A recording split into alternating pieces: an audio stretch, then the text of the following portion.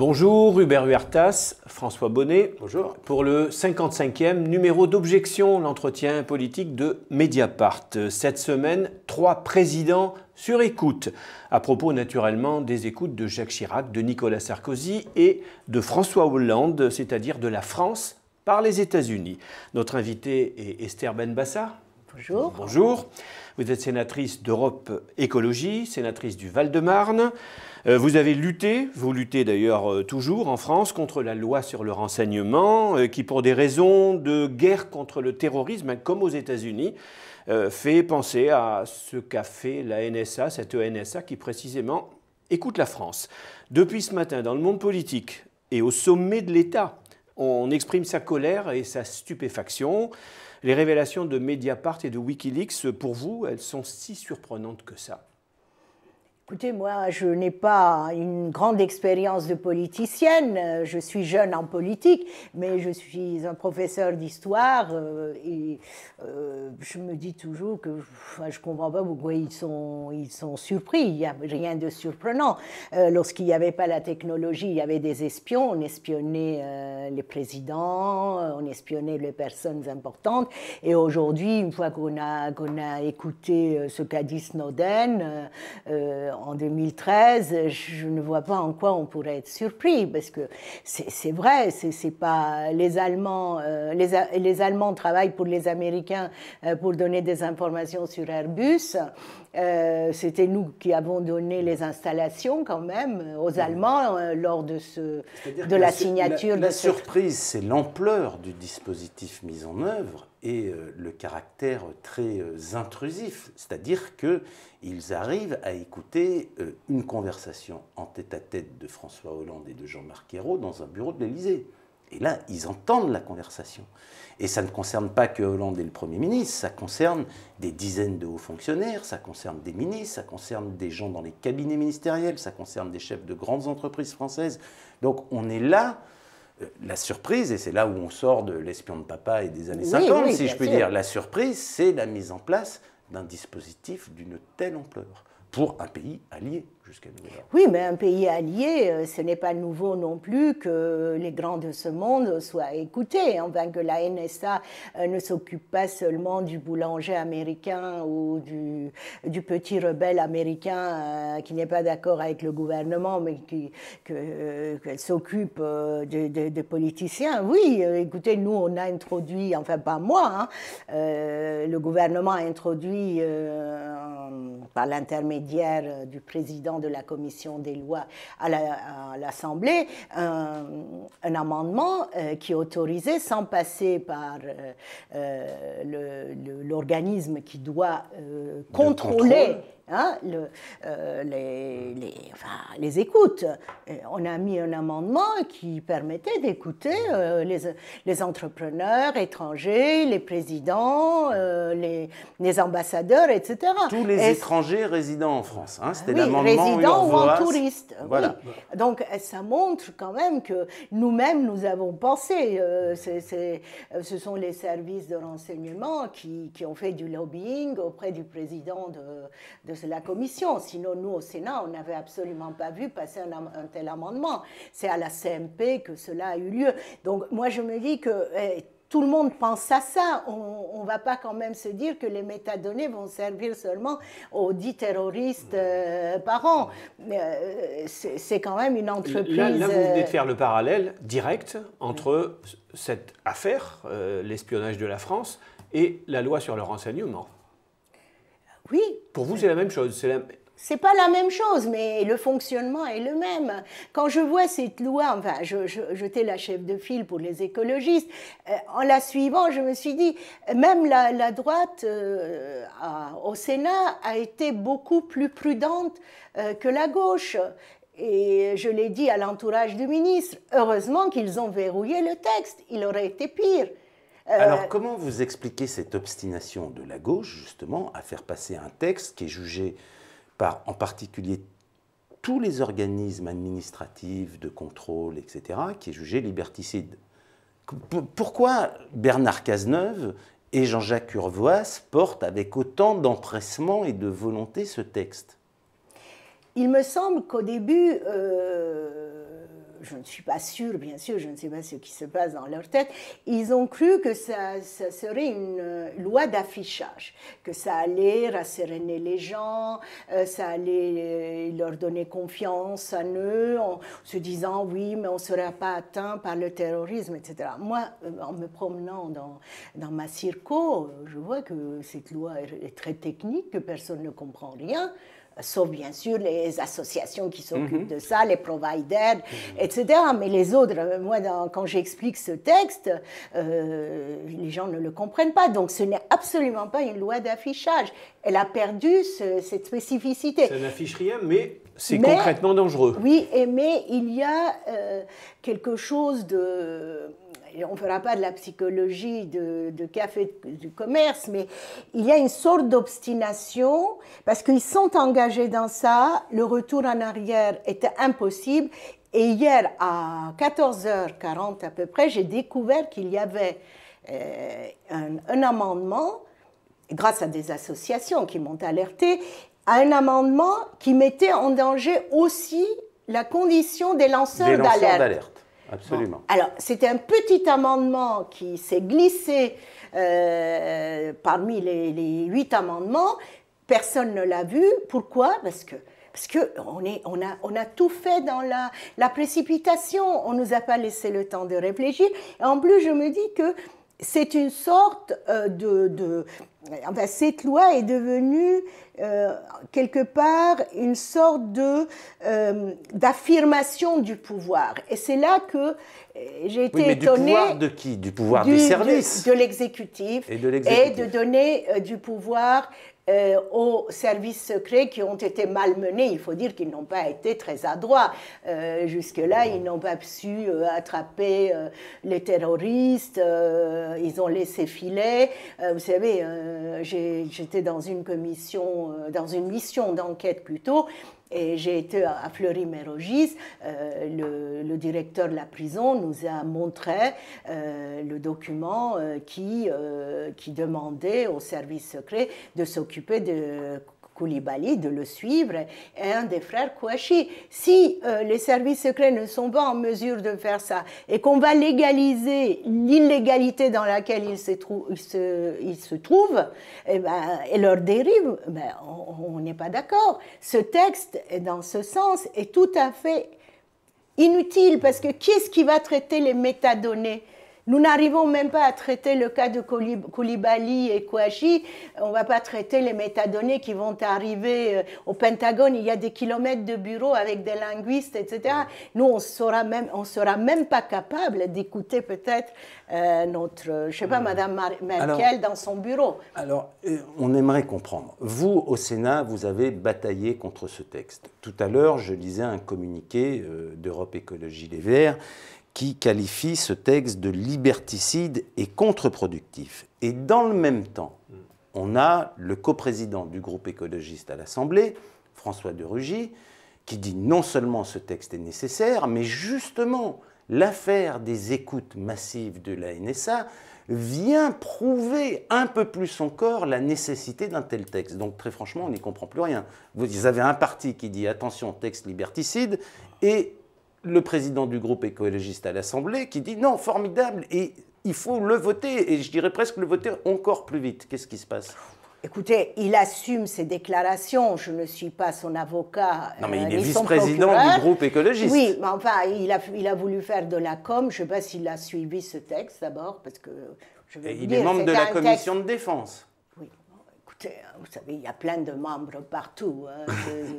Si tous les membres de partout travaillaient et connaissaient leurs textes, peut-être ça irait mieux en France. Et là, il a voulu faire de la com. Pourquoi de la com? Oh, écoutez, bon, enfin, je trouve ça tout à fait... enfin, je trouve même insolent. Enfin, cette déclaration, je la trouve insolente. Parce que quand on voit les associations sérieuses qui nous avertissent, des personnes qualifiées qui nous avertissent, enfin, on ne peut pas rester indifférent à ce texte. On ne peut pas dire, voilà, il faut qu'il passe, c'est un texte utile. Je ne crois pas. On ne peut pas sacrifier nos libertés nos libertés individuelles et publiques pour un texte qui, soi-disant, va empêcher le terrorisme de fonctionner. Et moi, à mon modeste avis, je crois qu'on donne aux terroristes un élément supplémentaire, à savoir, c'est eux qui sont en train de creuser notre démocratie, parce qu'à cause du terrorisme, on fait des textes liberticides qui vont à l'encontre de la démocratie. Finalement, est-ce que c'est eux qui doivent gagner? Est-ce que vous êtes pour que des parlementaires écologistes se joignent à la saisine du Conseil constitutionnel qu'ont annoncé plusieurs parlementaires de droite, en particulier, je crois, Pierre Lelouch, Laure de la Raudière. Et je sais que les écologistes, à un moment, étaient divisés sur l'opportunité de se joindre à une saisine du Conseil constitutionnel portée par des élus de droite. Qu'est-ce que vous en pensez, vous? D'abord, il y a eu une division, vous avez vu, chez les écologistes à l'Assemblée, parce qu'il y a beaucoup de candidats pour être ministre, donc bon, c'est plus compliqué là-bas. Mais quand même, la majorité a été contre ce texte. Chez nous, tous les 10, moi j'étais chef de file de ce texte, tous les 10, les 10 sénateurs, 10 sénateurs ont décidé de voter contre. Bon, j'ai expliqué le texte, j'ai mis beaucoup de temps à comprendre le texte, je l'ai expliqué, etc. Bon. Écoutez, là, pour la saisine, mon groupe n'était pas d'accord, tous n'étaient pas d'accord, peut-être il y aurait eu quelques-uns. Moi, je me suis jointe au Sénat à la saisine, mais je ne sais pas s'il y aura assez de personnes pour composer ce quorum obligatoire de 60 et quelques personnes. Mais à l'Assemblée, c'est plus facile, déjà ils sont plus nombreux, donc c'est plus facile de le faire. Mais en tout cas, je pense que là-dessus, les écologistes devraient être clairs, et M. de Rugy aussi d'ailleurs, même s'il a la liberté de penser ce qu'il souhaite penser. Et puisque il y a eu même une motion dans le parti qui a demandé de s'opposer à ce texte avec des arguments, bien sûr. On ne va pas s'opposer parce que les Verts ont dit qu'il faut s'opposer. Enfin, ils avaient des arguments valables. Et moi, je ne crois pas qu'aujourd'hui, des écologistes puissent faire des déclarations de ce genre lorsqu'on sait que la base écologiste est très libertaire. Elle est contre ce genre de loi et que ça fait partie quasiment des fondamentaux. Alors voilà, bon, écoutez, qu'on veuille encadrer, bien sûr qu'on veuille encadrer les services secrets, qu'on ait un texte valable et pour contrer le terrorisme, enfin, celui-ci est un texte qui est une suite des autres textes qui n'ont pas arrêté qui étaient contre le terrorisme et n'ont pas arrêté le terrorisme, donc... Je suis assez pessimiste. Est-ce que cette affaire d'espionnage de la France par les États-Unis rend d'autant plus urgente ou met une lumière particulière qui rend encore plus nécessaire le rejet de cette loi sur le renseignement? Est-ce qu'il y a une passerelle politique entre les deux? Autrement dit, est-ce que le gouvernement français est dans une position plus compliquée aujourd'hui qu'il ne l'était hier? Ah, tout à fait. Ils ne nous ont pas cru quand on a, enfin moi en tout cas, j'avais fait une intervention sur la tour sur le panoptique de Bentham, et c'est saisissant de penser aujourd'hui, après ce qui s'est passé, que c'est l'écouteur écouté et qu'on ne peut pas échapper à ça, parce que ces tours, elles est ronde comme ça. Ouais. Hein? Et on imagine bien l'écouteur écouté. Il suffisait qu'un conseiller du ministre lise le livre de Foucault, Surveiller et punir. Enfin, c'est inévitable. On ne peut pas dire que ce genre de loi ne mène pas à ce genre de dérive. C'est pas possible. Et ça, c'est la preuve. Bah oui, c'est la preuve, oui. Qu'est-ce qu'il doit y avoir, selon vous, comme réaction politique? Par exemple, le parti de gauche demande que soient suspendues les négociations sur le traité transatlantique. Écoutez, il faut attendre un petit peu que les choses se calment et ne pas prendre des décisions, disons, précipitées, parce qu'il faut être très diplomate, probablement, puisqu'il ne faut pas que les relations... C'est ce que disait Stéphane Le Foll tout à l'heure, ça, ce que vous venez de dire. Ah, mais je ne l'ai pas écouté, je rentre directement du Sénat. Il faut quand même un court moment de réflexion quand même, parce qu'il y a les relations diplomatiques aussi avec les États-Unis, mais peut-être que là, il faut que cette loi reste un petit peu au placard. Vous parlez de la loi, mais sur la négociation, sur le traité transatlantique. Oui, mais bon, puisque là aussi, l'espionnage, il a fonctionné là-dessus, hein, sur l'économie aussi. Bien il sûr, n'a pas fonctionné qu'avec les politiques. Hein. Bien sûr. Les négociateurs européens, ils arrivaient avec des arguments que connaissaient déjà les négociateurs américains. Oui, c'est l'affaire Airbus. Les Allemands aidaient les Américains à connaître voir ce qui se passait. Mais vous conservez votre mesure, là. Vous ne dites pas tout de suite... comment on fait de la diplomatie sur ces bases? Comment on fait de la diplomatie sur des bases d'écoute généralisée? L'art de la diplomatie a ses secrets que ma petite personne ne connaît pas. Néanmoins, sur ce que je connais, je peux dire que là, d'ailleurs, j'ai fait un tweet ce matin en me levant, l'écouteur écoutait, franchement, là, je me suis dit, je ne m'attendais pas à ces déclarations, mais dans la nuit, j'avais déjà vu un petit peu ce qui se passait sur Internet, et je me dis, voilà, on ne peut pas éviter ce genre de choses quand on a des textes comme ça. Et d'ailleurs, lorsque Obama ferait le Freedom Act, nous, la même semaine, on vote le texte. On fait le Patriot Act. Pas vraiment, il est différent. Il est différent, mais on fait un morceau du Patriot Act. Il y a le gros morceau du Patriot, l'esprit approchant. Bien sûr. Voilà. Est-ce que plusieurs parlementaires demandent, et déjà depuis de longs mois, que la France accorde l'asile et à Snowden et à Julian Assange? Qu'est-ce que vous faites partie de ces parlementaires ou pas? Écoutez, moi, je pense qu'il faut, surtout maintenant, une fois ces déclarations, enfin ces informations qu'on a eues là sur ces écoutes, on peut se dire que ces hommes, c'est des alerteurs, des lanceurs d'alerte, et qu'aujourd'hui, on devrait ouvrir nos portes à ce genre de personnes qui, quelque part, c'est grâce à eux qu'on a pu évaluer les dangers de cette information technologique qui peut aller très très loin. Et pourquoi le pouvoir ne le fait pas selon vous? Puisque Valls, à plusieurs reprises, a dit hors de question, pas question. Pourquoi? Bon, écoutez, pourquoi on veut plus de migrants chrétiens d'Orient et pas d'autres, etc. Vous savez, toutes mais enfin, là, il utilise, Manuel Valls, entre autres, utilise les informations de ces gens qu'il ne veut surtout pas voir venir en France. Il y a quelque chose qui est quand même éminemment contradictoire. A priori, il y a une stupéfaction au sommet de l'État à la lecture de ce que révèle notamment Assange. Or, on n'en veut pas.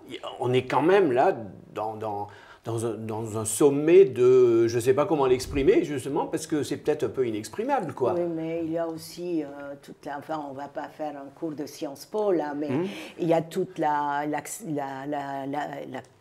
l'idée du pouvoir. Ces deux personnes, en révélant tout cela, ont fragilisé le pouvoir.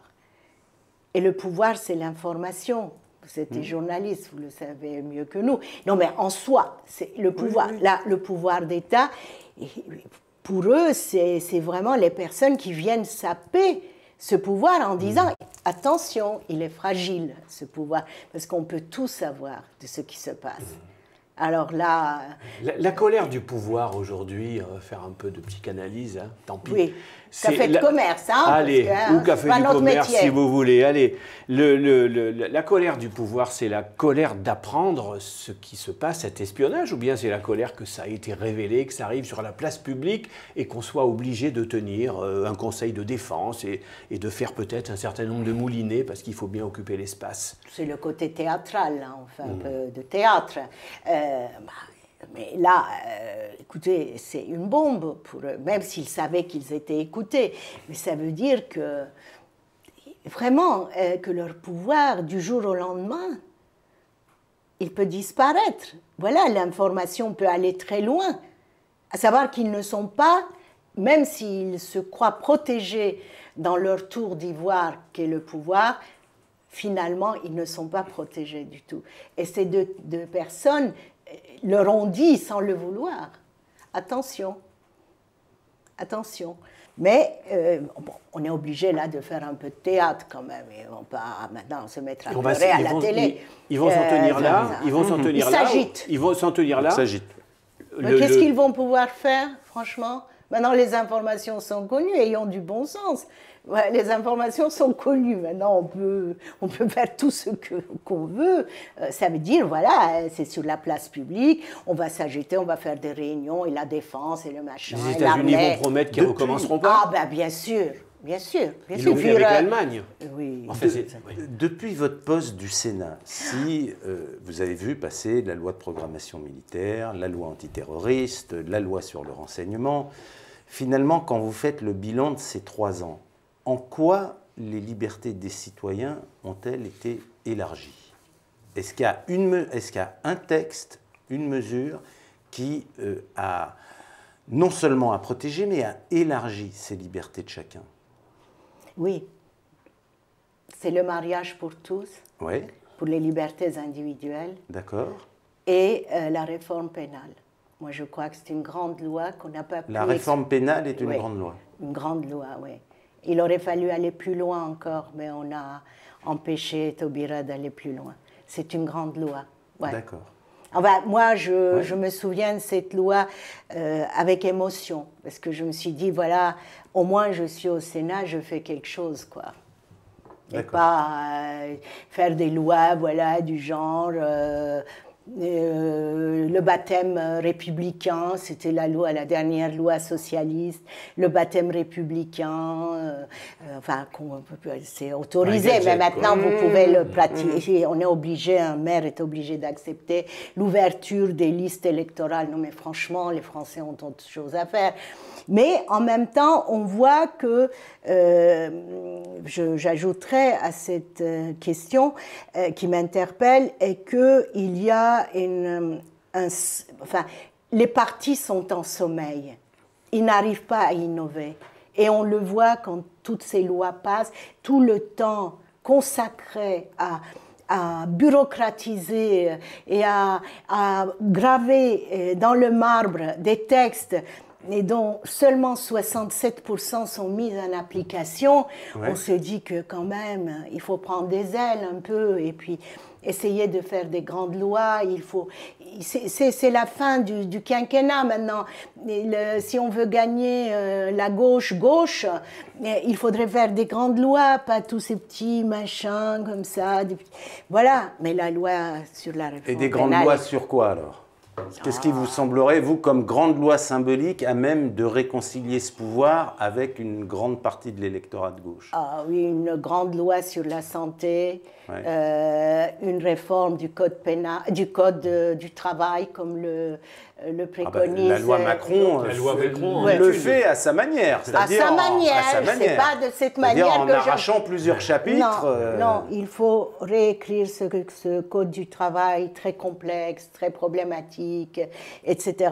Et trouver quand même des solutions à cette désespérance de des Français.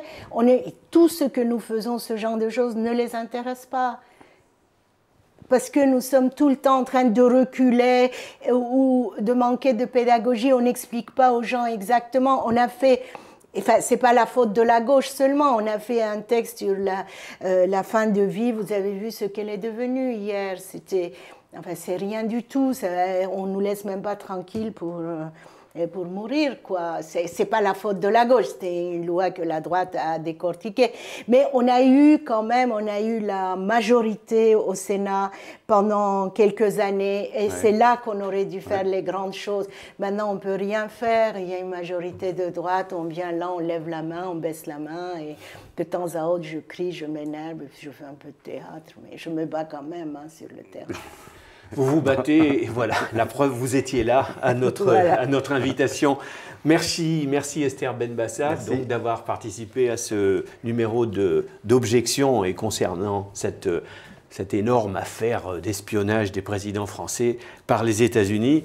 Merci à François Bonnet d'avoir préparé et présenté cette émission. Et puis merci à toute l'équipe de 5e étage Production.